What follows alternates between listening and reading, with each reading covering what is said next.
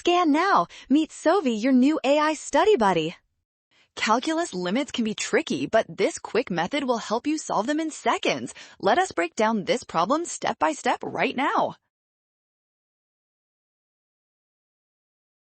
First, check the limit as x approaches pi over 4. Both the numerator and denominator evaluate to 0, confirming we have an indeterminate 0 over 0 form. You got this! Apply L'Hopital's rule by differentiating the numerator and denominator separately. The derivative of the numerator is negative sine minus cosine, while the denominator requires the product rule. Let's go! Now substitute x equals pi over 4 into the new expression. The term with the difference vanishes, leaving us with negative root 2 over root 2 over 2 equaling negative 2.